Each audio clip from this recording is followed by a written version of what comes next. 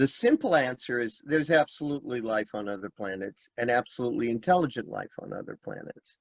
I think the end result is the galaxy is, well, let me back up. A lot of astronomy is a numbers game. You're looking at small sample sizes of large numbers of objects. So the Milky Way galaxy that we live in, I was looking it up the other night. It's about 100 billion to 400 billion stars. I mean, think about that. Billion. You know, it's like that old joke from Austin Powers, right? There's literally billions and billions of stars in our one galaxy. So it's think about that. And they're now determining through work with satellites and imaging and spectroscopy that most of the stars have planets. And probably, I mean, just to give you an idea, here's a book I have, you know, that there's one just slice of sky and every single dot is a star.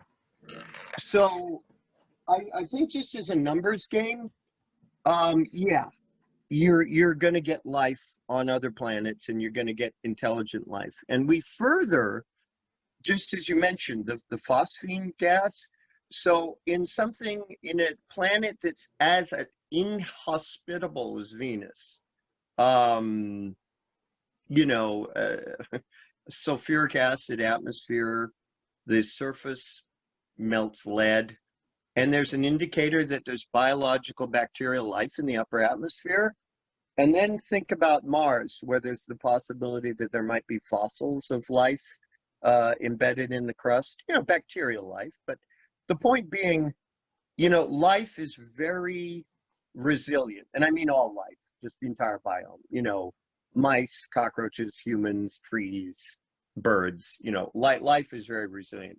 So I think actually I was at a speaking engagement by a local professor at the library, and they said that we probably would have technology in the next 5 to 10 to 20 years where they'd be able to see gases, specific gases in an atmosphere around a planet of another star, and be able to tell if there was things like methane and phosphine in it.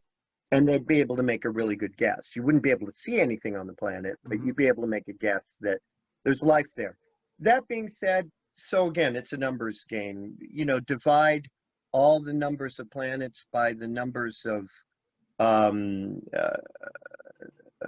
terrestrial planets, by the numbers that have life, by the numbers that are intelligent life. It's like that old calculation that they have on the internet by one of the astronomers back in the day to calculate life.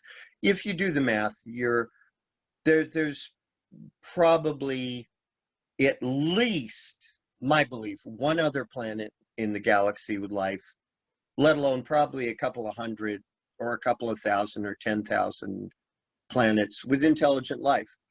However, that being said, the galaxy is to get back to my original thought, the galaxy is a really big playground. The nearest star to us is 4 light years away, a little over a single parsec. They're within 25 light years of us. There's, I don't know, 20 stars, 30 stars. The galaxy's 100,000 light years side to side and about 50, 60,000 light years top to bottom, but it thins out near the edges. Yeah, there are people there. They wouldn't look like us, but they might read books. They might look into the sky themselves.